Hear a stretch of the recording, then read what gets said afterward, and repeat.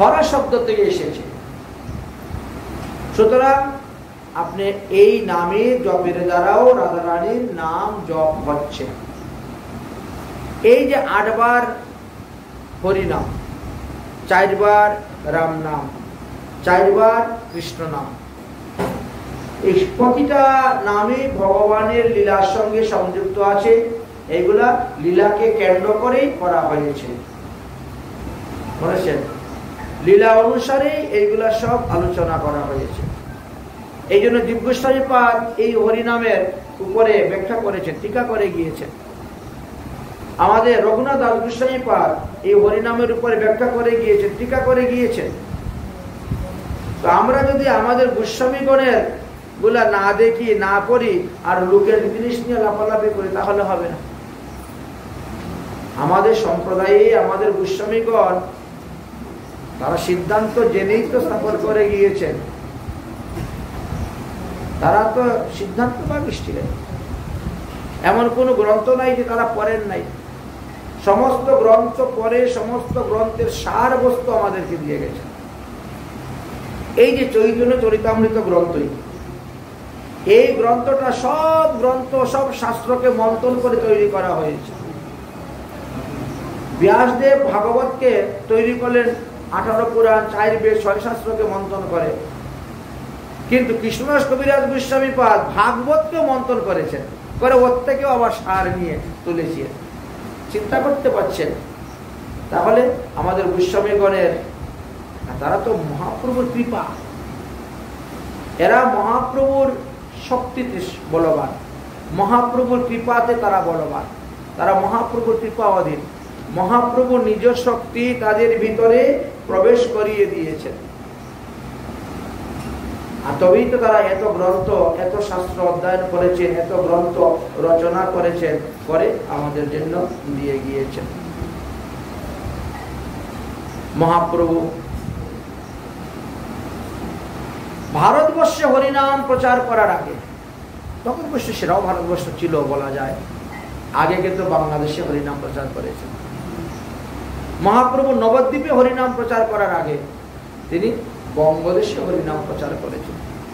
চৈতন্য ভাগবত গ্রন্থেতে তাহা আছে, চৈতন্য মঙ্গল নামক গ্রন্থেতে তাহা আছে, যে মহাপ্রভু গিয়েছিলেন দর্শন করার জন্য, বেড়ানোর জন্য বঙ্গদেশে।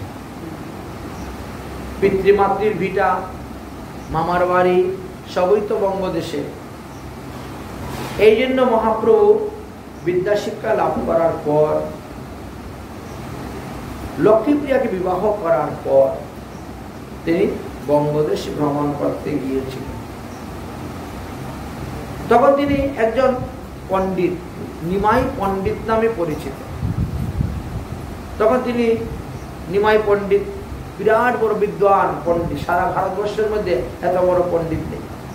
কত বড় বড় পণ্ডিতের তার কাছে পরাজিত হলো। যাই হোক, তিনি রওনা হলেন বঙ্গদেশে। বঙ্গদেশে যখন রওনা হয়েছেন, তিনার একটা গ্রন্থ ছিল, টিপ্পনী ছিল ব্যাকরণের উপর। এটা অনেকেই পড়ত। যখন যিনি লিখেছেন তিনি সাক্ষাৎ গিয়েছেন, এই জন্য লোকের খুব ভিড় ইনাকে দেখার জন্য। সেই সময়ে তপন মিশ্র নামে এক ব্যক্তি ছিলেন বঙ্গদেশে। তিনি দেবী উপাসনা করতেন।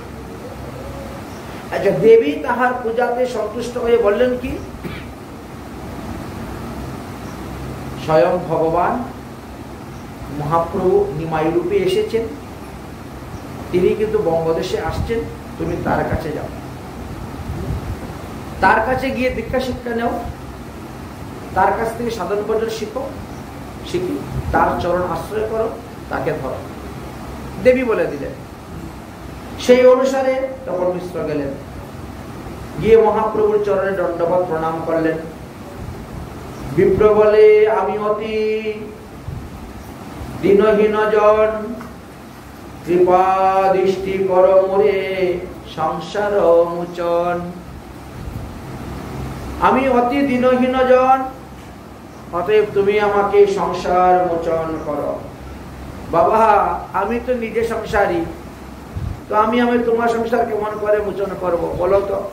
বলে সাধ্য সাধন তত্ত্ব কিছু নাহি জানি, কৃপা করি আমার প্রতি কহিবা আপনি। তাই সাধুগুরু বৈষ্ণবের নিকটে সংসার বন্ধন মুক্ত হওয়ার উপায়টাই জানতে হয়, এটাই হলো নিয়ম। মহাপ্রভুর কাছে তিনি চাইলেন তাই। প্রভু বলেন, বিপ্র তোমার ভাগ্যের কি সীমা, কৃষ্ণ ভজিবারে চাও সেই সেই। তোমার মতো ভাগ্যবান কে আছে, তুমি কৃষ্ণ ভজন করতে চাচ্ছ। শুনো মিশ্র, কলিযুগে নাহি তপযোগ্য, যেই জন ভজে কৃষ্ণ তারই মহাভাগ্য। পরিষ্কার কথা।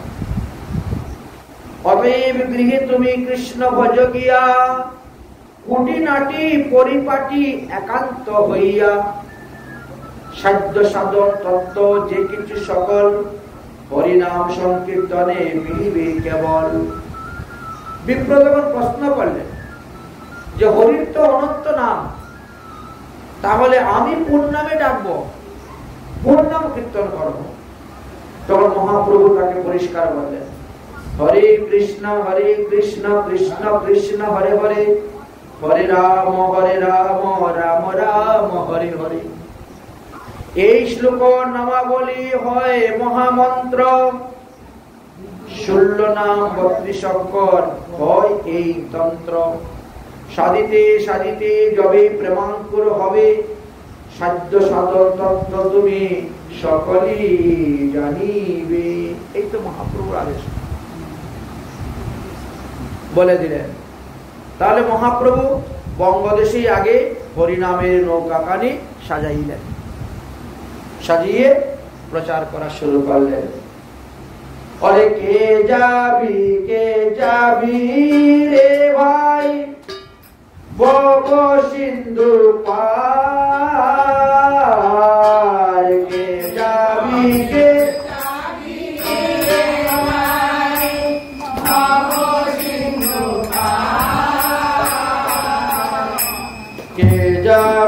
কে যাবি রে ভাই, ভব সিন্ধু পার, কে যাবি কে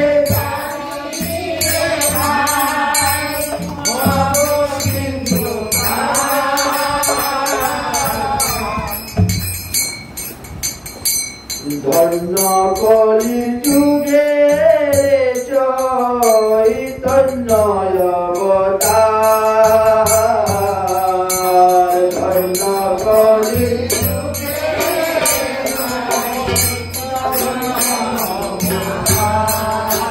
আর ধন্য কলি যুগে চৈতন্য অবতার,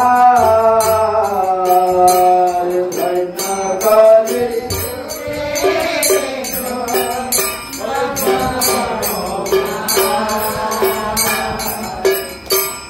আমার গৌরাঙ্গের ঘাটে আদান কে বাবো,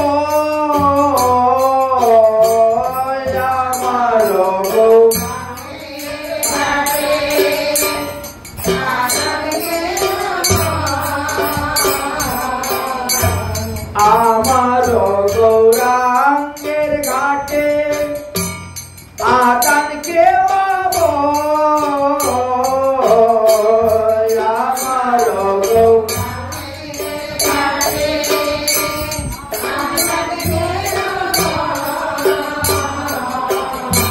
জড়য়ন্তর আতুরাদি সকলি পার হয়,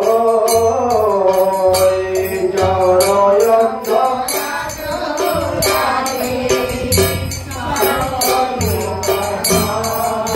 আর জড়য়ন্তর আতুরাদি সকলি পার হয়।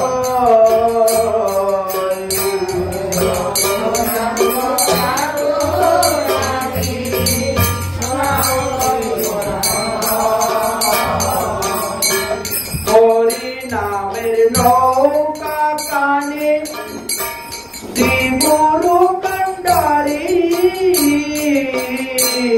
হরি নামের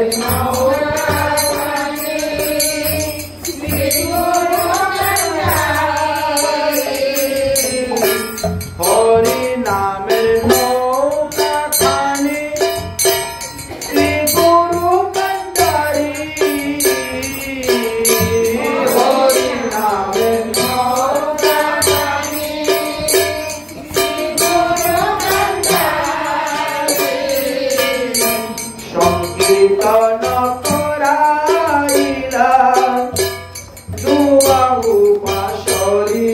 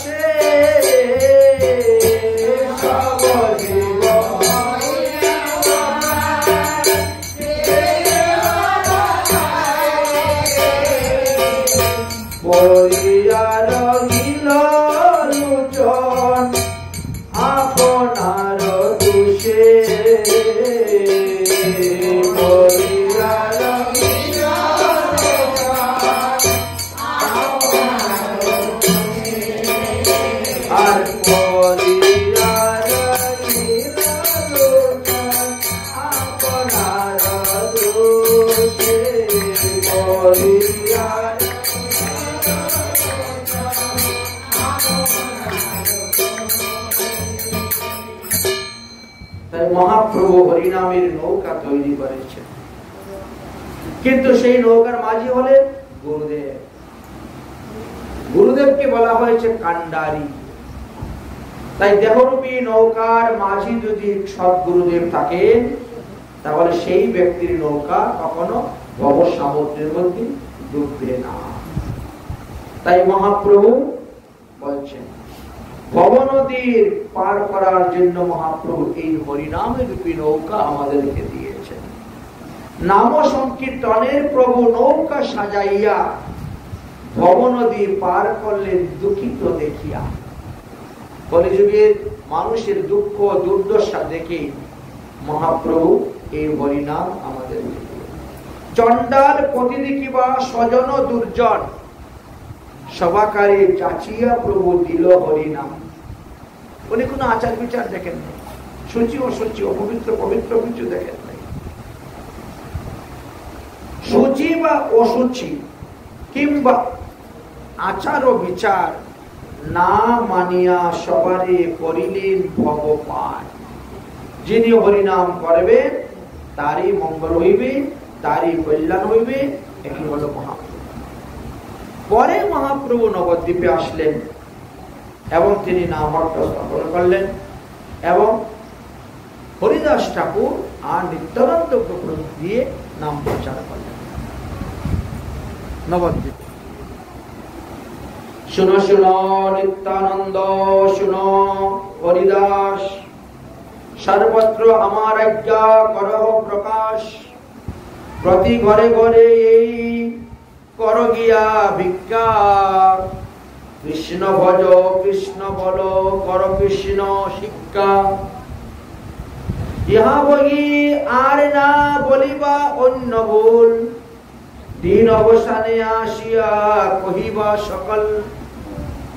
তারপরে এসে তুমি আমাকে বলবে যে কোথায় কোথায় কি হয়েছিল, ঘটনা কি না হয়েছিল।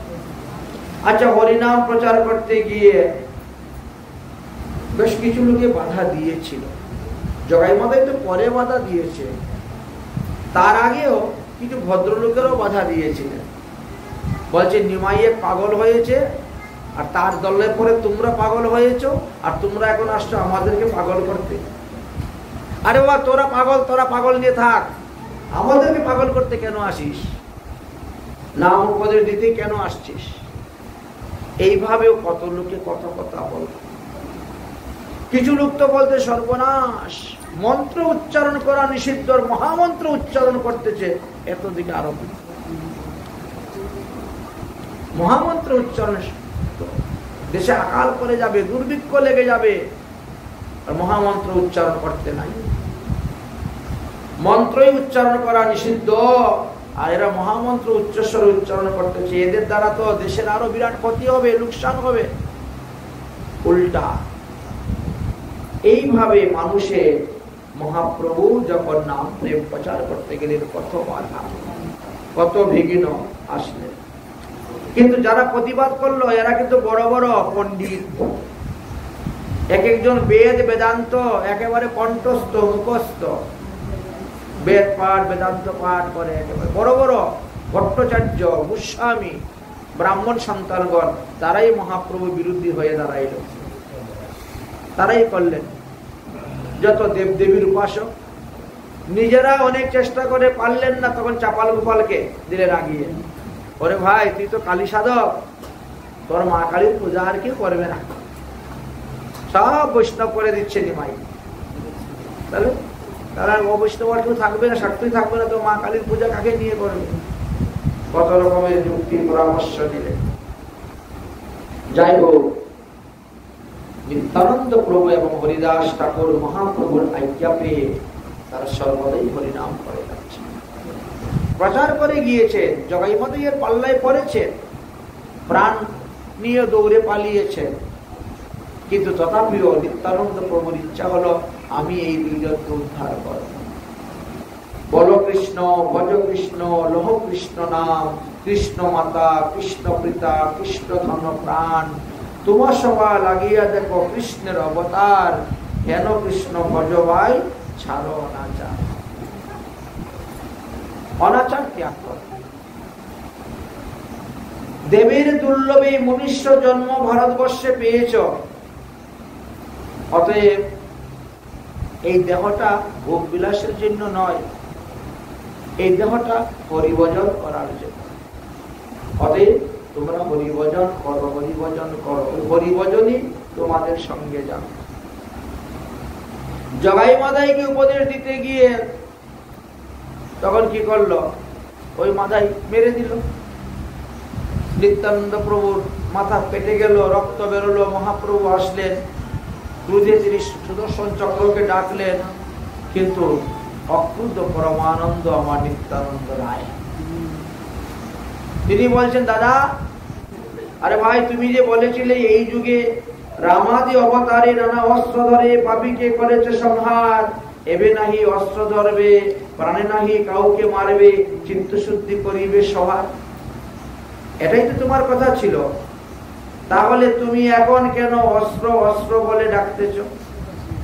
সংবরণ করো অস্ত্র, সংবরণ করো অস্ত্র। আরে শিশুপুত্র মারিলে কি বাপে দুঃখ পায়?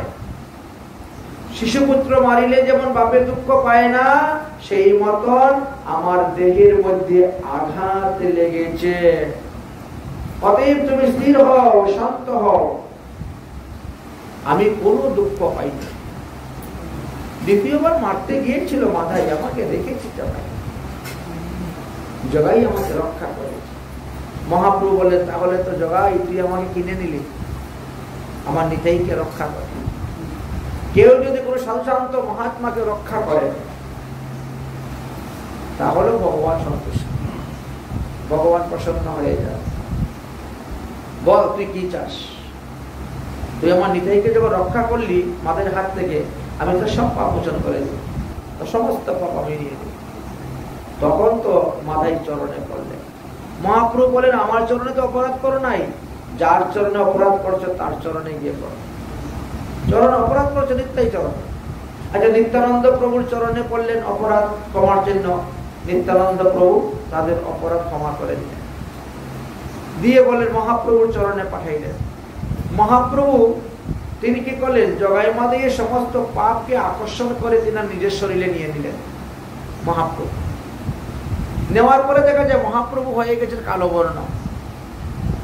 সবাই বলছে কি ব্যাপার, আপনি তো একেবারে কাঁচা সোনা গৌর বর্ণ, এখন আপনি কালো বর্ণ হয়ে গেল কেন? বলে আমি জগাই মাদের পাপ নিয়ে নিয়েছি আমার শরীরে।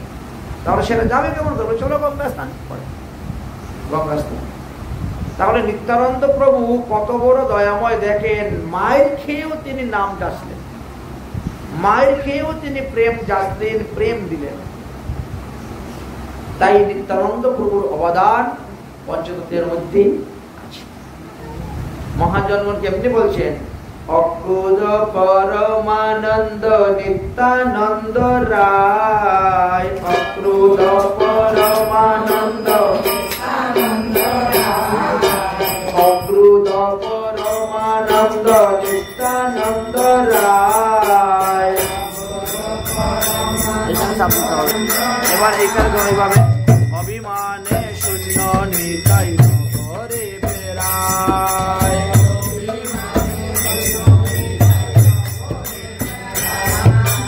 অক্রুধ পরমানন্দ নিত্যানন্দ রায়, অক্রুধ পরমানন্দ অভিমান শূন্য নিতাই ঘরে বেড়ায়।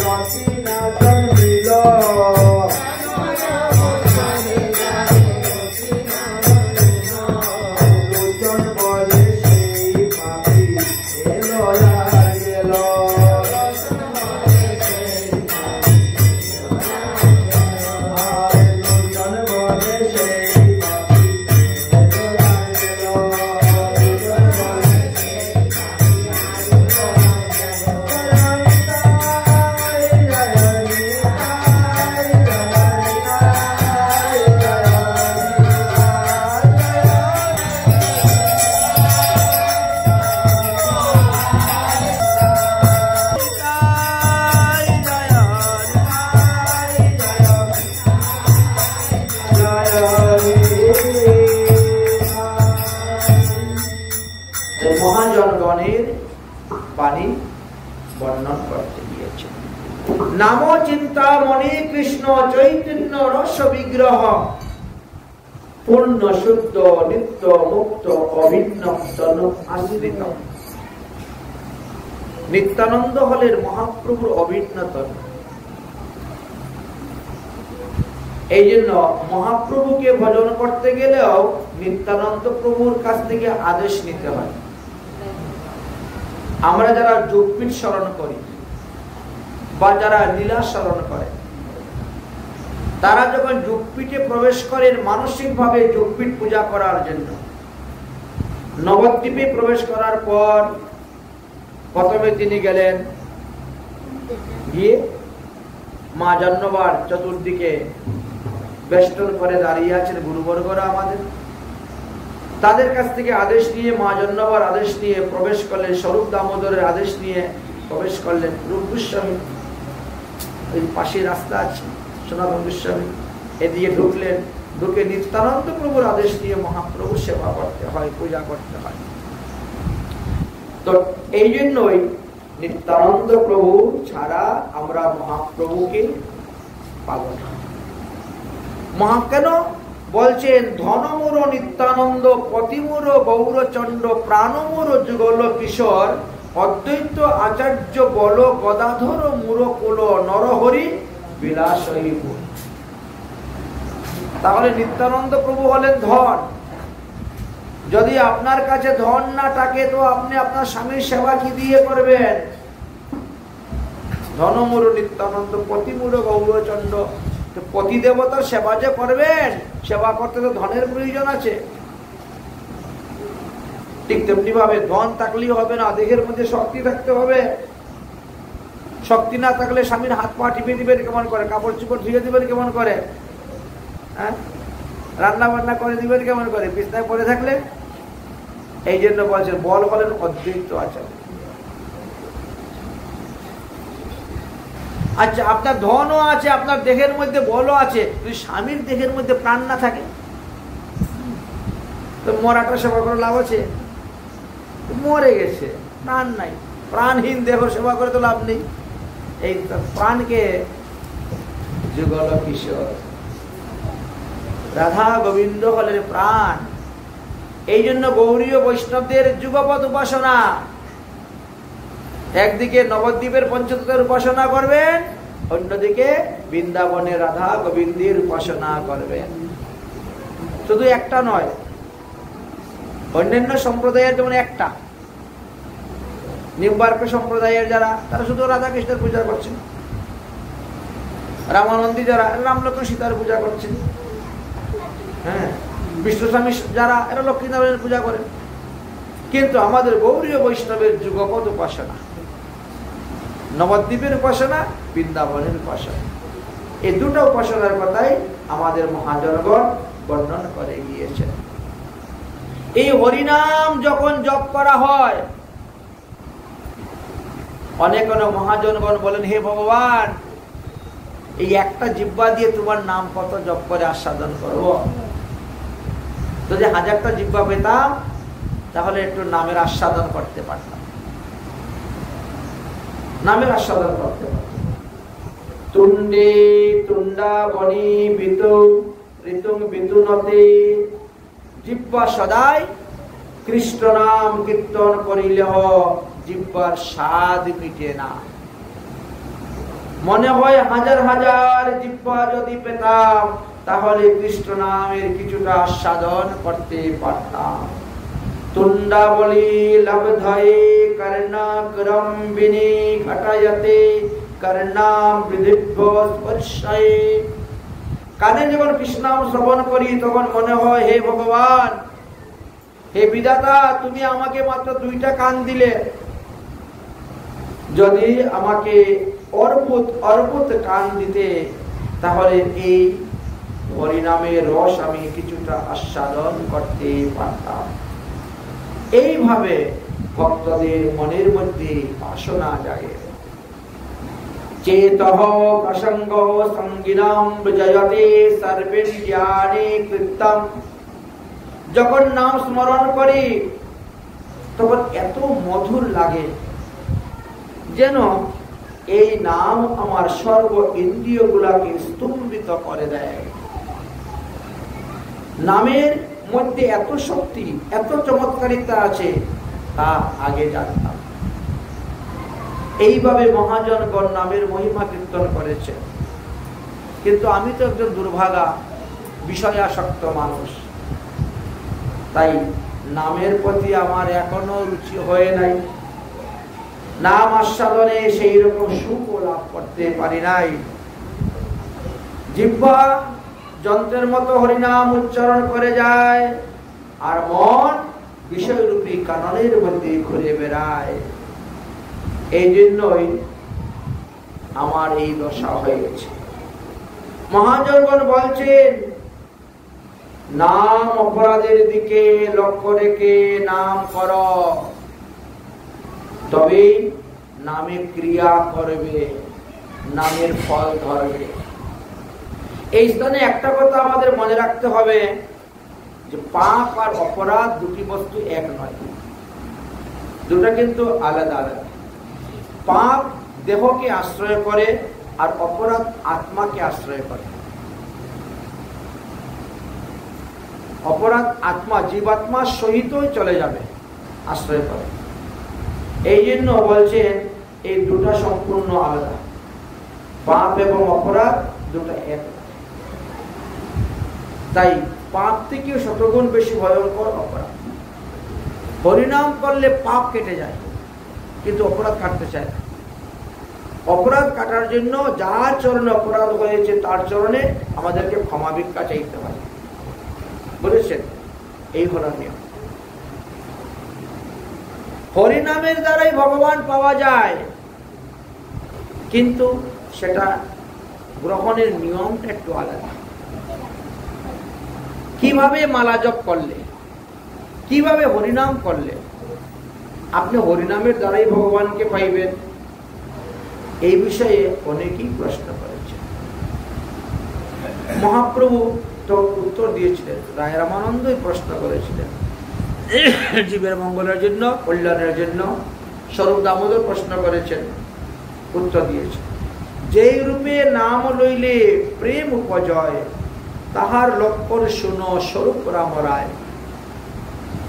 মহাপ্রভু রায় রামানন্দ এবং স্বরূপ দামোদর দুজনকে বলছেন কিভাবে নাম নিলে প্রেমের উদয় হবে। তো নাম নিতে গেলে ত্রিনাদপি সুরিচেন তরুরব সহিষ্ণুনা অমানিনা মানদেন কীর্তনীয় সদা হরি। আচ্ছা, এই স্থানের মধ্যে অনেকে কি বলে যে কীর্তনীয় সদা হরি, এই শব্দটা ভুল। কীর্তনীয় তো কখনো হরি হতে পারে না। কীর্তনীয় সদা হরি, যার সর্বদাই হরিনাম কীর্তন করুন। এই জন্য কীর্তনীয় সদা হরি এটা হয় না, এটা বানানটা ভুল। সবসময় লক্ষ্য রাখতে হবে কীর্তনীয় সদা হরি। হ্যাঁ, তৃণ অপেক্ষা নিচু হইয়া সদা লইবে না। কিন্তু আমার তো মাথা নিচু হয় না, বলবীর উন্নত মমসী, উল্টা। আচ্ছা, মাথা যদি উঁচু করি, উঁচু জায়গায় তো জল দাঁড়ায় না, জল তো নিচু দাঁড়ায়। এই জন্য সাধুগুরু বৈষ্ণবের কৃপা আমার উপরে হয় না, করে না, দুর্ভাগা। বলে তা নিচু হও না কেন? বলে কি করব, স্বভাবে পরায় কর্ম, আমার কি দোষ? আমি তো চাই নিচু হইতে, কিন্তু আমার কুসংস্কার, আমার স্বভাব আমার সবসময় উঁচু করে রেখে দেয় মাথা, এই জন্য হয়। তৃণ অপেক্ষা নিচু হইয়া সদা লইবে নাম, আপনি নিরভিমানী হইয়া অন্যে দিবে মান। তবে এইভাবে নাম নিতে হবে। তরুসম সহিষ্ণুতা বৈষ্ণব হইবে, বৎসন তারণেও তাকে কিছু না কহিবে। কেউ যদি আপনাকে গালি দেয়, বৎসন দেয়, তারণ দেয়, তাও কিছু বলবে, বলেছেন। আমরা না বললে তো আরো বেশি মাথায় চড়ে যাবে, ঠিক না? কেউ বলে, ও ভণ্ড সাধু কোথায় যাচ্ছ? এখন যদি আপনি কিছু না বলেন তো সে মাথায় চলে যাবে। তারপরে আরেকদিন আবার কি বলবে। আজকালকার লোক তো বলতে কোনো বাধা নেই। মহা কবি এক একজন হয়ে গেছেন, বুঝলেন? আমাদের গোস্বামীগণ একভাবে পদ রচনা করে গিয়েছেন, আর বর্তমানে কিছু কিছু আছে তারা আবার অন্যভাবে পদ রচনা করে দেয়। বলে বৈষ্ণব ঠাকুর মোর করুণা সিন্ধু, সদবার কিছু কিছু বিধবার বন্ধু। এ আর উল্টা নিয়ে কোথার থেকে কোথায় নিয়ে লাগিয়ে দেয় তারা পদ। এত বড় বড় মহাজন হয়ে গেছেন এরা। তো এই জন্য না বললেও বিপদ, বললেও বিপদ, দুই দিকে যাবেন কোন দিকে বলেন তো? শাস্ত্রে বলছেন বৃক্ষ যেমন কাটিলেও কিছু না বলয়, শুকাইয়া যায় তবু জল না মাঙ্গয়। সেই যে মাগে তারে দেয় অন্য আপন ধন, যে মাগে তারে দেয় আপন ধন, কর্ম বৃষ্টি সহে অন্যের করে হে পুষণ। এই মতন বৈষ্ণব হইবে নিরভিমান, জীবে সম্মান দিবে জানি কৃষ্ণ অধিষ্ঠান। এই মতন হইয়া যে কৃষ্ণ নাম লয়, কৃষ্ণের চরণে তার প্রেম উপজয়। এই তো নিয়ম। তো আমার তো আর ভাগ্য হলো না, এই জন্য রাধারানী লাথি মেরে বের করে দিয়েছেন বৃন্দাবন থেকে, যা বাইরে বাইরে ঘুরে বেড়া, বুঝেছেন? বৃন্দাবন থেকে বাইরে ঘুরে বেড়াচ্ছি, দেখেন ওই শ্লোকের মধ্যে বাদ পড়ে যাইছি না। বলে না লোকে যে বৈষ্ণব হইব বলে মনে ছিল সার, কিন্তু ত্রিনাদবী শ্লোকেতে পড়ে গেলাম বাদ। এই মহাপ্রভু যে শ্লোক দিয়েছেন ত্রিনাদবী শ্লোক, এর মধ্যে বাদ পড়ে গেলাম। তাই বলছেন আমাদেরকে ধর্মের দিকে লক্ষ্য রেখে, নামের দিকে লক্ষ্য রেখে নাম করতে হবে। যদি অপরাধও করতে থাকি, যদি পাপও করতে থাকি, আবার নামও করতে থাকি, তাহলে কিন্তু নামে কাজ দিবে না।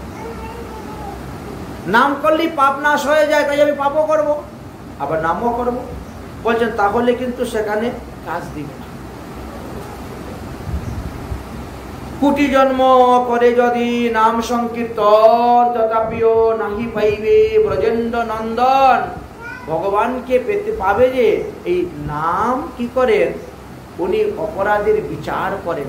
এই যে আমার নাম করতেছে, সত্যি অন্তর থেকে আমার নাম করতেছে না লোক দেখানো করতেছে, শ্রদ্ধার সহিত, ভক্তির সহিত, প্রেমের সহিত করতেছে না অভিনয় করে যাচ্ছে। তার 10 প্রকার নাম অপরাধের মধ্যে কোনো অপরাধ আছে কিনা, এইগুলা বিচার করে নাম প্রভু ফল দান করেন। তাই নাম কিরকম করবেন বলে, নির্জনে বসিয়া করো নাম সংকীর্তন। এই জন্যই অন্যান্য লোকেরা বলে রাস্তার মধ্যে হেঁটে হেঁটে নাম করিও না। কিছু কিছু সম্প্রদায়ের লোক বলে না, হ্যাঁ, বাস্তবে শাস্ত্রে বলছেন যে নির্জনে বসিয়া করো নাম সংকীর্তন। হরিদাস ঠাকুর বেনাফুলের জঙ্গলের মধ্যে নির্জনে বসে হরিনাম করেছিলেন। এমনকি ফুলিয়া, শান্তিপুর ফুলিয়াতে আসলেন, ওখানেও তো নির্জন জঙ্গলের বসে হরিনাম করেছিলেন। নির্জন স্থানে ভজন করলে একান্ত ভজন হয়, হই হই রই রইয়ের মধ্যে তার ভজন হয় না। যাই হোক, ভজন যদিও না হয় নামাবাস তো হয়। এই জন্য দুই দিকেই দুই মত আছে। বলছেন মাগিয়া যাচিয়া করো উদর পূরণ, আর নির্জনে বসিয়া করো নাম সংকীর্তন।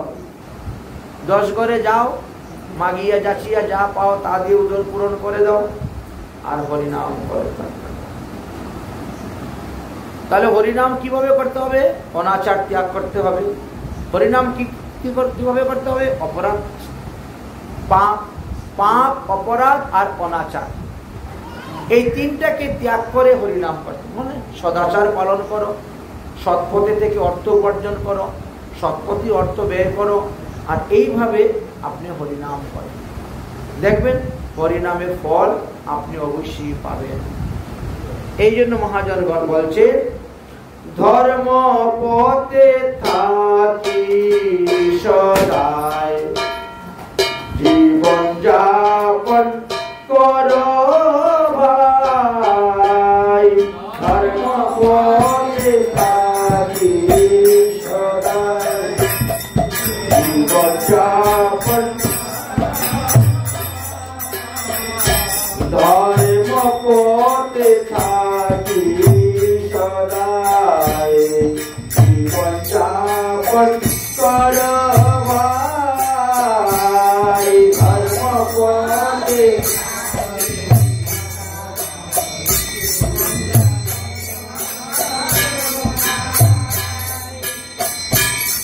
হরিনাম করো সদায়, হরিনাম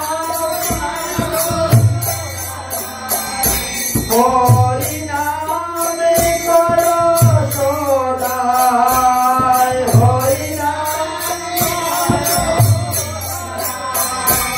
এই মাত্র ভিক্ষা চাই, ধর্ম পথে থাকি সদায় জীবন যাপন করো, ধর্ম পথে থাকি সদায় জীবন যাপন, যে পূর্বে বসা ধরি জীবন নির্বাণ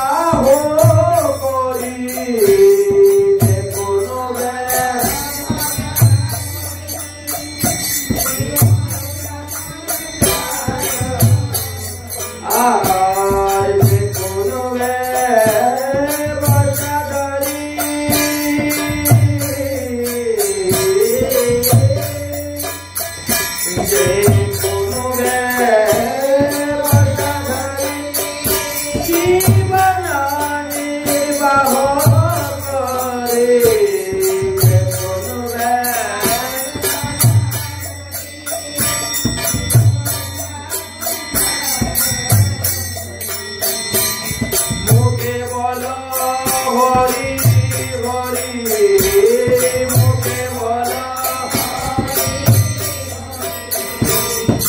এই মাত্র ভিক্ষা চাই মুখে বলো হরি হরি এই মাত্র ভিক্ষা চাই মুখে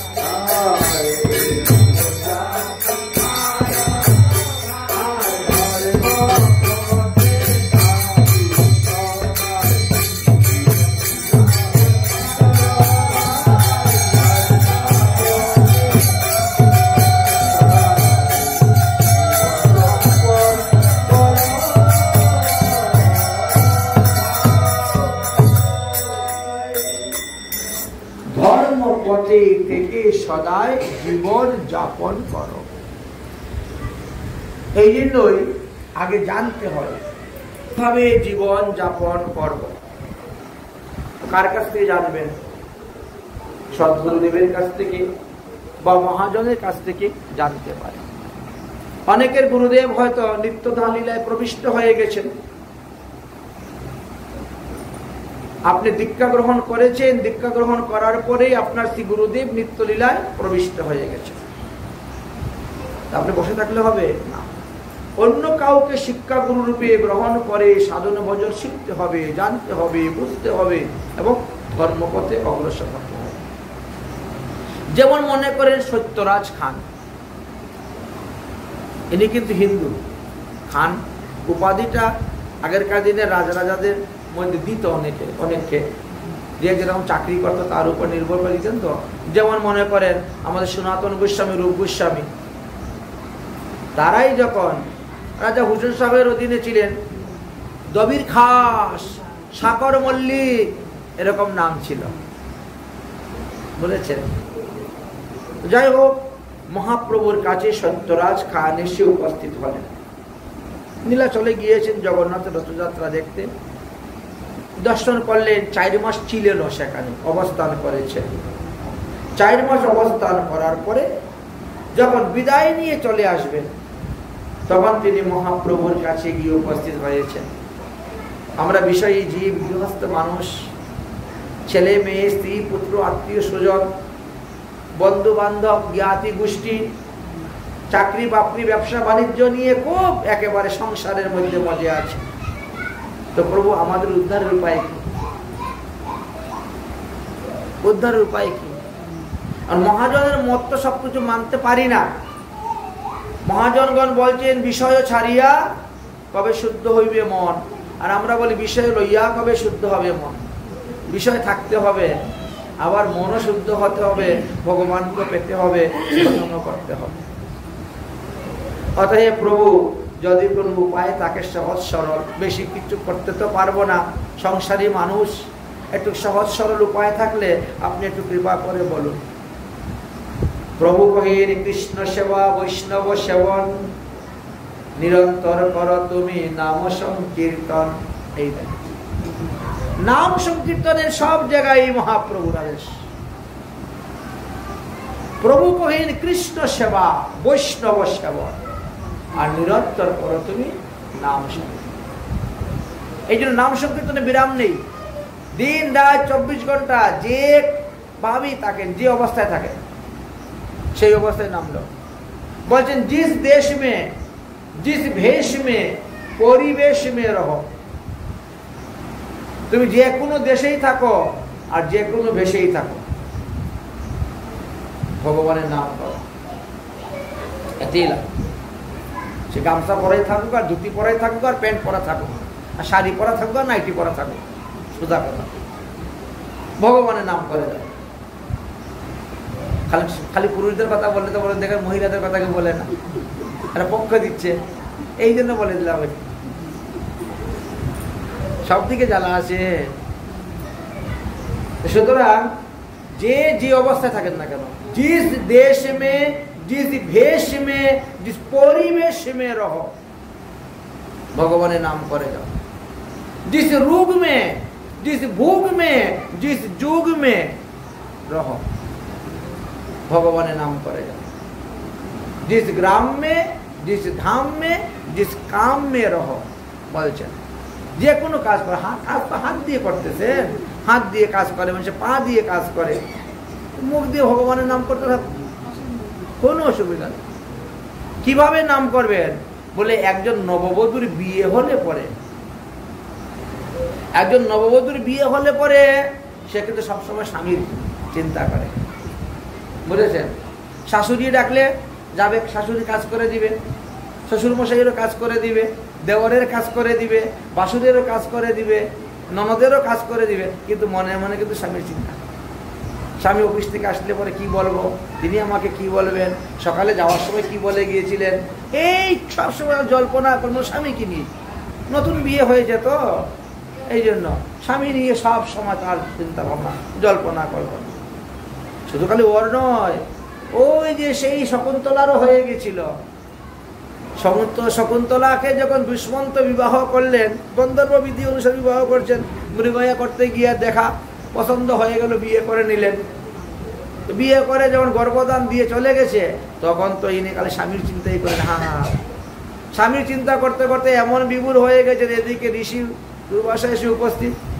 দুর্বাসা ঋষি বলছেন, আমি জল পিপাসা কাতর, আমাকে এক গ্লাস জল দাও। ও শুনেই না, ও স্বামীর চিন্তায় তার তন মন সব প্রাণ ইন্দ্রিয় সব স্বামীতে চলে গেছে। বাইরের থেকে যে কে কথা বলছে, যে ডাকতেছে, ওই লোক আর এর মধ্যে যায় না। বারবার বলতেছেন, আরে আমি এতবার করে জল চাচ্ছি আর তুমি আমার জল দিচ্ছ না, যা, তুই যার চিন্তা করতেছিস সে তোকে ভুলে যাবে।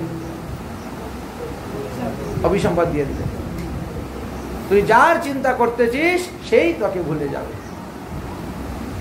অভিশাপের কারণে শকুন্তলাকে ভুলে গিয়েছিলেন, কিন্তু তিনি একটা সোনার আংটি দিয়ে গেছিলেন বিয়ে বলে, আমি যে তোমার বিয়ে করলাম তার পরিচয় হলো এই আমার হাতের আংটিটা তোমার দিয়ে গেলাম। তুমি ওই আংটি যখন নিয়ে যাবে রাজবাড়িতে নিয়ে দেখাবে, তো হ্যাঁ সত্যি তুমি আমার বিবাহিত স্ত্রী, বোঝা যাবে বিবাহিত স্ত্রী। কিন্তু কপাল খারাপ হইলে সবই গন্ডগোল হয়, বুঝেছেন? কপাল এমন জিনিস। আচ্ছা, সেই গর্ভেতে সন্তান জন্ম নিল, সন্তানের নাম রাখলেন ভরত। সে ভগবানের বিষ্ণুর অংশ অবতার ভরত। এই জন্য এত বলবান ছিলেন, বনের বাঘগুলাকে উনি নিজের বশ করে নিয়ে চলেন। বাঘের সঙ্গে খেলা করতেন, সিংহের সঙ্গে খেলা করতেন, ভালুকের সঙ্গে খেলা করতেন, এদেরকে ধরে বশ করে নিয়ে চলে আসতেন। যাই হোক, পরে ওনাকে বলে, যাও এখন তুমি ছেলে বড় হয়ে গেছে, এখন তোমার রাজ্যে তুমি যাও। রাজ্যে যাওয়ার জন্য রওনা হয়েছে, আংটি তো হাতে আছে পরিচয়। নদী পার হতে গিয়ে আংটি পড়ে গেছে নদীতে, জলের মধ্যে। কপাল খারাপ। এখন রাজ্যে গিয়ে উপস্থিত হয়েছেন, গিয়ে পরিচয় দিচ্ছেন, বলছে না তুমি যে আমার বিবাহিত স্ত্রী তার প্রমাণ কি? আমার তো মনে নেই, ওই অভিশাপের কারণে ভুলে গেছে, মনে নেই। তখন আকাশবাণী হয়ে গেছিল। আকাশবাণী হওয়ার পরে দুষ্মন্ত শকুন্তলাকে গ্রহণ করেছিলেন এবং সেই পুত্রকে গ্রহণ করেছিলেন, রাজ্যে দিয়েছেন। তাহলে মনটা আমাদের কত চঞ্চল, চিন্তা করো তো। কখনো কখনো দেখবেন আপনি রাস্তা দিয়ে হেঁটে যাচ্ছেন, অন্য কোনো বিষয় চিন্তা করে করে। কেউ যদি জিজ্ঞাসা করে, আচ্ছা বলেন তো অশ্বিনী মেডিকেলটা কি খোলা ছিল? বলে কি জানি, তা তো দেখি নাই। আরে ওই রাস্তা দিয়ে তো আপনি গেলেন, ওই দোকানের সামনে দিয়ে তো গেলেন। বলে না, আমি তো লক্ষ্য করি। দেখেছেন, মন এমন এক বস্তু, দোকানের সামনে দিয়ে গিয়েছি কিন্তু দোকান খোলা না বন্ধ ওটা দেখি না। ধ্যানটা তাহলে কোথায় ছিল?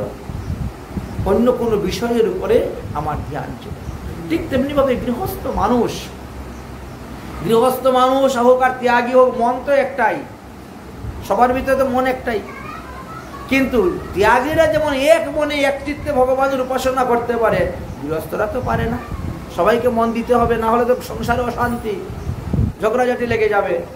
সবাইকে এই মনকে ভাগ করে দিতে হয়। ভাগ করতে করতে ভগবানের জন্য আর এইটুকু থাকে না। তাই তিনি জিজ্ঞাসা করছেন যে আমি তো গৃহস্থ মানুষ, ছেলে মেয়ে স্ত্রী পুত্র আত্মীয় স্বজন ইষ্টি কুটুম্ব জ্ঞাতিবর্গ নিয়ে ব্যবসা বাণিজ্য দিয়ে খুব আছি। আমার ভজন সাধনের উপায় কি? কিভাবে ভজন সাধন করে এই দেহটাকে উদ্ধার করতে পারবো, এই আত্মার মঙ্গল করতে পারবো, আত্মার কল্যাণ করতে পারবো? আপনি কৃপা করে বলুন। মহাপ্রভু একটাই বিধান দিলেন তিনাকে, প্রভু কহিনি কৃষ্ণ সেবা বৈষ্ণব সেবন নিরন্তর করো তুমি নাম সংকীর্তন। কোন নাম? এই হরে কৃষ্ণ কৃষ্ণ কৃষ্ণ হরে হরে, হরে রাম রাম রাম, নিরন্তর দিন রাত 24 ঘন্টা। কোনো সময় নিষেধ নাই যে হাঁটতে হাঁটতে করতে পারবে না, খেতে খেতে করতে পারবে না, শুতে শুতে করতে পারবে না, পায়খানায় বসে করতে পারবে না, না নিষেধ নেই। সর্বদা তুমি নাম করে যাও, নিরন্তর করো তুমি নাম সংকীর্তন। মহাপ্রভু সত্যরাজ খান কৃষ্ণ সেবার কথা ভালোই বুঝলেন, নাম সংকীর্তনের কথা ভালোই বুঝলেন, কিন্তু বৈষ্ণব সেবার কথা গিয়ে বুঝতে একটু খটকা লেগে গেল। বুঝেছেন? বৈষ্ণব সেবার কথা কেন? বলে এই জগতে বৈষ্ণব তো কত রকমের আছে,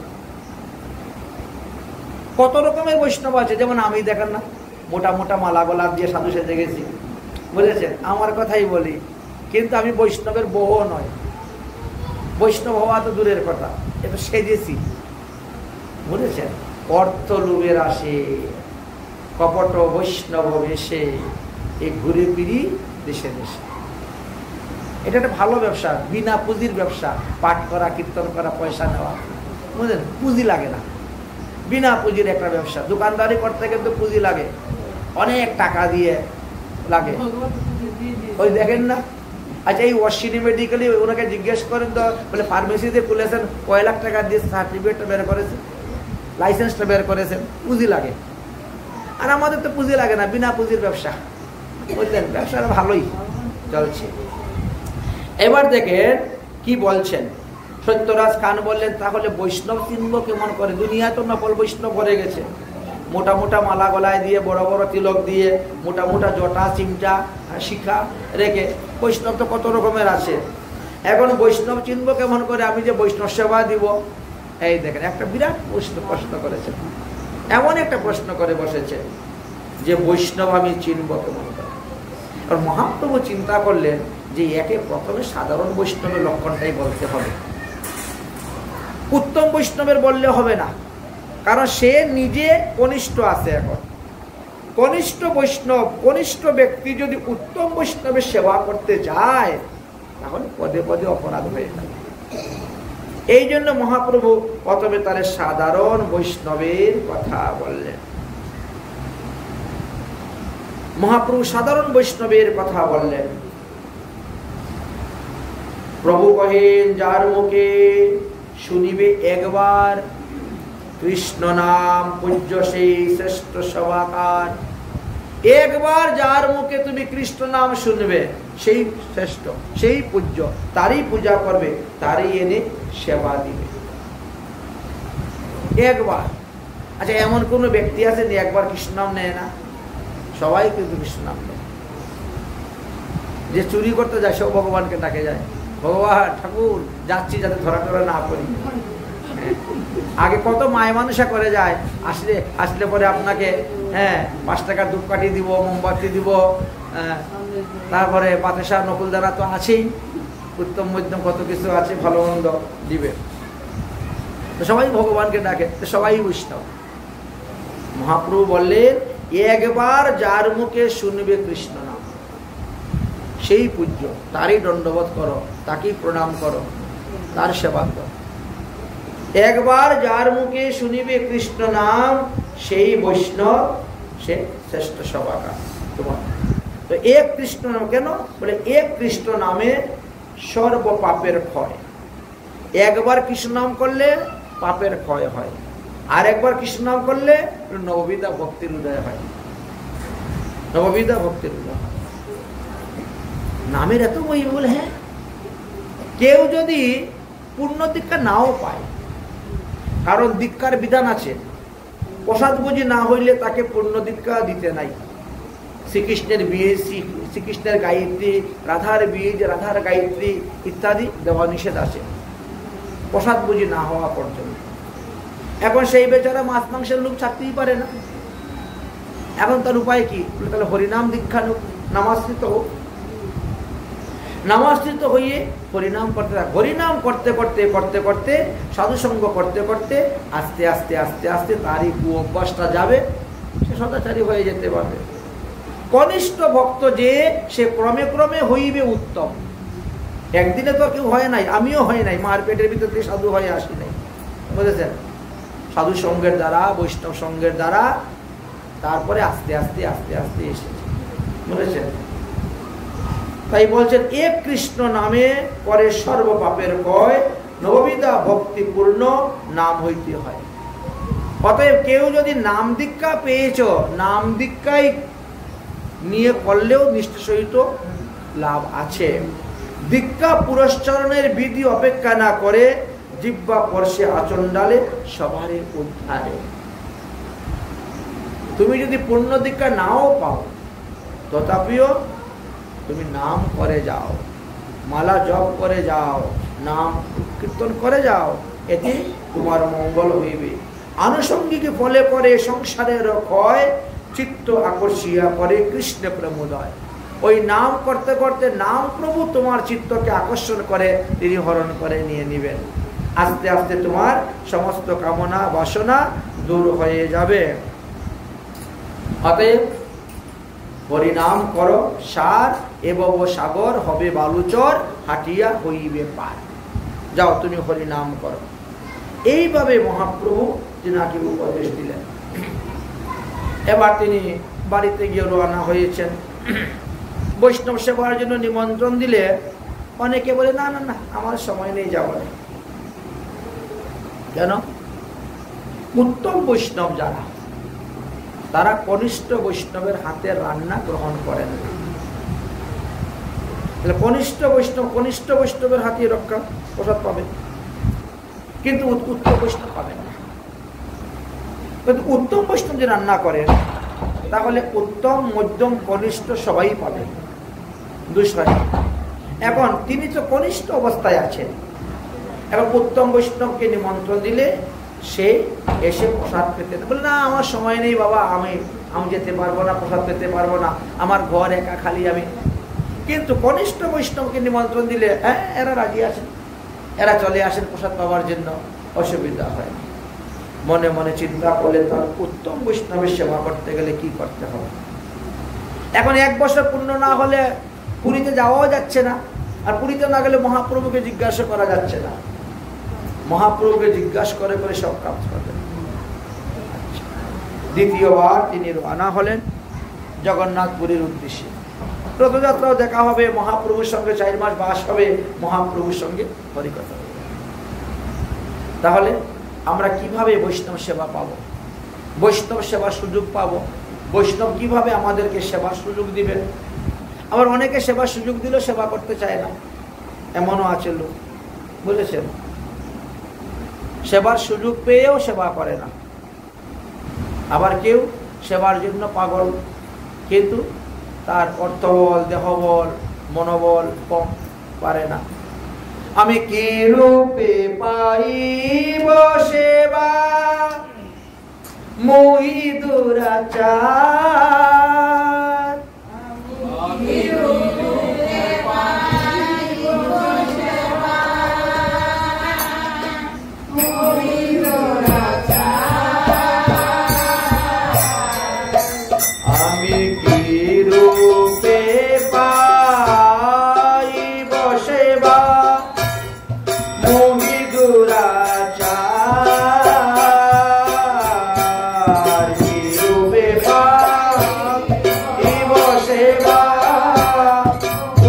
দুরাচার,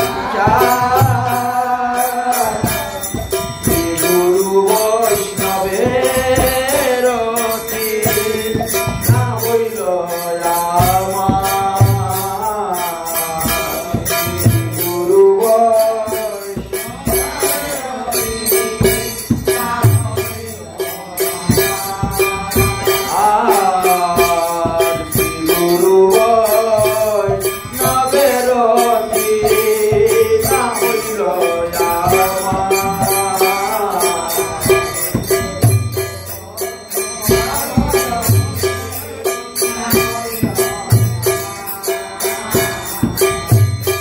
অশেষ মায়াতে মন মগন হইল,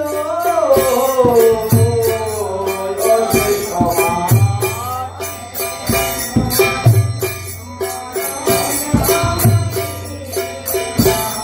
আর অশেষ মায়াতে মন মগন হইল, অশেষ